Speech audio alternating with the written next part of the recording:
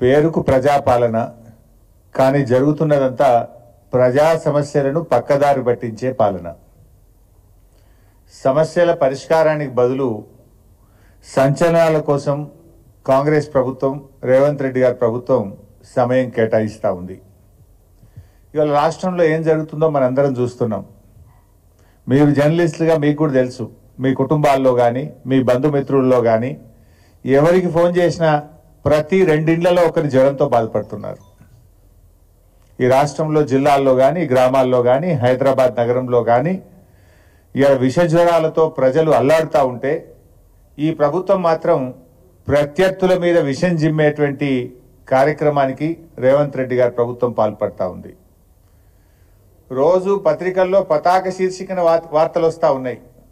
డెంగ్యూతో ఒకే రోజు 5 మరణించారని, డెంగ్యూతో ఈరోజు ఒక పత్రికలో చదివాను 3 మరణించారని, 4 ఏళ్ల చిన్నారి చనిపోయాడని, ఒక ఇంజనీరింగ్ విద్యార్థి చనిపోయాడని. అంటే పిట్టల్లాగా ప్రజలు రాలిపోతా ఉంటే విషజ్వరాలతో డెంగ్యూ, మలేరియా, చికెన్ గున్యా వ్యాధులతో గజగజలాడిపోతా ఉంటే ఈ ప్రభుత్వానికి చీమ గుట్టినట్టు కూడా లేదు.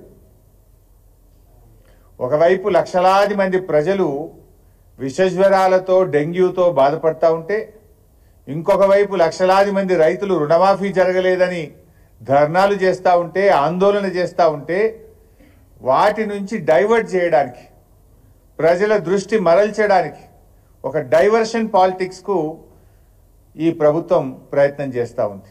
హైడ్రా పేరిట హైడ్రామా నడుపుతా ఉన్నారు. ప్రతిపక్షాలను టార్గెట్ చేసుకొని పనిచేస్తూ ఉన్నారు. ఇవాళ మా పల్లా రాజేశ్వర రెడ్డి గారు వాస్తవానికి ఆయన ఒక ఉద్యమకారుడు, నిక్కచ్చిగా నిజాయితీగా తెలంగాణ ఉద్యమంలో పనిచేసినటువంటి నాయకుడు పల్లా రాజేశ్వర రెడ్డి గారు. తెలంగాణ ఉద్యమంలో పోరాటం చేసి ఎన్నో కేసులు అరెస్టులు అయినటువంటి నాయకుడు పల్లా రాజేశ్వర రెడ్డి గారు.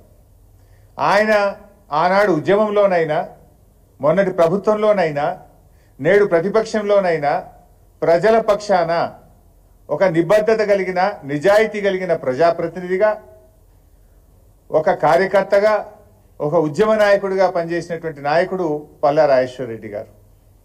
కానీ ఇలా రేవంత్ రెడ్డి గారు కొంతమందిని టార్గెట్ పెట్టుకొని ఇలా ఆయన పార్టీలో చేరాలి, అయితే కండువా కప్పుకోండి, లేకపోతే మిమ్మల్ని ఇబ్బంది పెడతాం, మీ మీద అక్రమ కేసులు పెడతాం, మీ ఆస్తులు కూల్చేస్తాం అనే ధోరణితో ఇలా రేవంత్ రెడ్డి గారి ప్రభుత్వం పనిచేస్తూ ఉంది. మనకు కనబడతలేదా? పటాన్చెరు ఎమ్మెల్యే మహిపాల్ రెడ్డి గారి మీద అక్రమ మైనింగ్ కేసులు పెట్టి నువ్వు 300 కోట్ల ఫైన్లు వేసి ఆయనను నానా ఇబ్బందులు పెట్టి ఇప్పుడు కండువా కప్పినం అయిపోయింది. కండువా కప్పంగానే మైనింగ్ కేసు అటకెక్కింది, కేసులు మూలకపడ్డాయా లేవా? అదే రకంగా నువ్వు పల్లా రాజేశ్వర రెడ్డి గారి మీద ఒత్తిడి చేస్తున్నావు, పల్లా రాజేశ్వర రెడ్డి గారిని ఇబ్బంది పెట్టాలని చూస్తున్నావు. కానీ ఆయన నిక్కచ్చిగా నిజాయితీ కలిగిన, నిబద్ధత కలిగిన నాయకుడు కనుక ఇవాళ ఆయన మీద ఎన్ని కేసులు?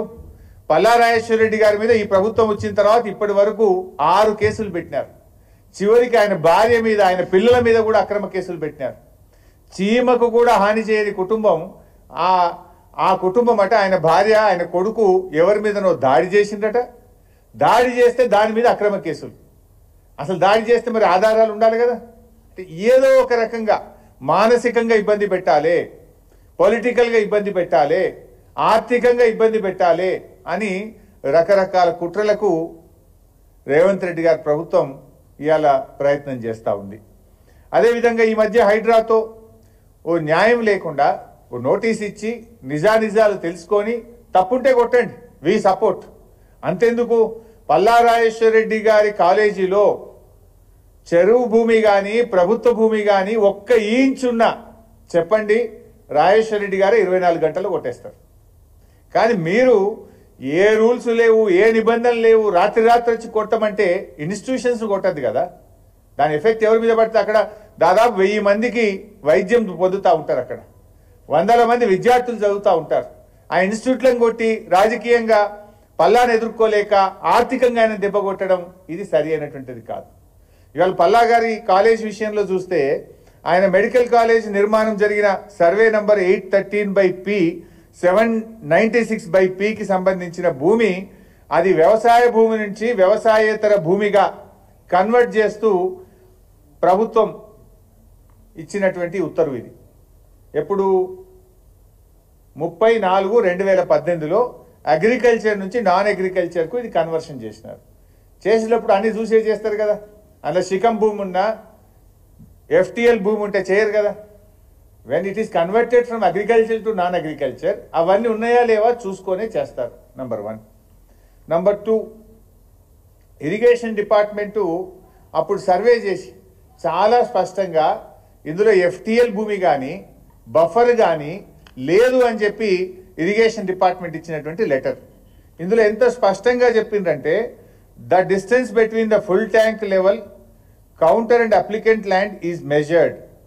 It is to certify that the applicant land is not affected in the full tank level and buffer zone of Nadem Cheruvu.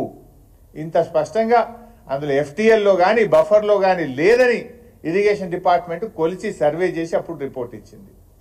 దాని తర్వాత మీరు joint survey irrigation and revenue department కలిసి జాయింట్ సర్వే చేసి వాళ్ళు కూడా రిపోర్ట్ ఇచ్చింది. ఇది దానికి సంబంధించిన పేపర్. ఈ జాయింట్ సర్వేలో కూడా మీరు చూస్తే it was observed that no part of land in survey number 813 part of is coming under FTL and buffer zone area of Nadam Cheruvu, Gatkesar, Medchal district.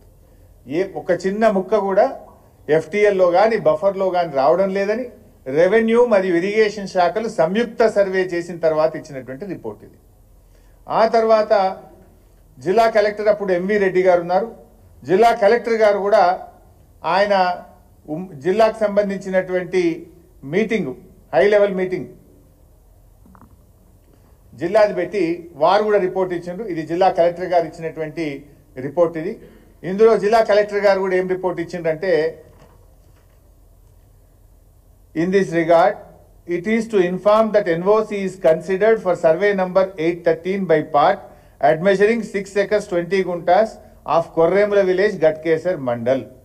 అంటే ఈ డిస్ట్రిక్ట్ లెవెల్ కమిటీలో కూడా అందరూ ఆఫీసర్లు కూర్చొని సర్వే చేసి ఇక్కడ ఎలాంటి ఎఫ్టిఎల్ కానీ బఫర్ భూమి లేదని ఆయన ఎన్ఓసి కూడా జిల్లా కలెక్టర్ గారు అప్పుడు ఇచ్చినటువంటి పేపర్ ఇది. ఆ తర్వాత హెచ్ఎండిఏ కాలేజీ కట్టేటప్పుడు హెచ్ఎండిఏకి వెళ్ళి హెచ్ఎండిఏలో కూడా పర్మిషన్ తీసుకున్నారు. ఆ పర్మిషన్లో కూడా సెల్లార్ ప్లస్ 6 అప్పర్ ఫ్లోర్స్కు స్పష్టంగా ఇది హెచ్ఎండిఏ పర్మిషన్. హెచ్ఎండిఏ పర్మిషన్తోనే కాలేజీ నిర్మాణం కూడా చేయడం జరిగింది. అంటే ఈరోజు ఇరిగేషన్ డిపార్ట్మెంట్ పర్మిషన్ ఉంది, రెవెన్యూ డిపార్ట్మెంట్ నాలా కన్వర్షన్ చేసింది, డిస్ట్రిక్ట్ హై లెవెల్ కమిటీ మీటింగ్లో జిల్లా కలెక్టర్ గారు ఎన్ఓసి ఇచ్చిండ్రు, హెచ్ఎండిఏ పర్మిషన్ ఉంది. ఇంత స్పష్టంగా ఉన్న తర్వాత ఇవాళ మీరు ఆయన మీద ఉద్దేశపూర్వకంగా ఈ కుట్రలు చేసి దాడి చేయాలని ప్రయత్నం చేయడం అనేటువంటిది ఇది కేవలం రాజకీయంగా జరుగుతున్న కుట్ర తప్ప ఇంకోటి లేదు.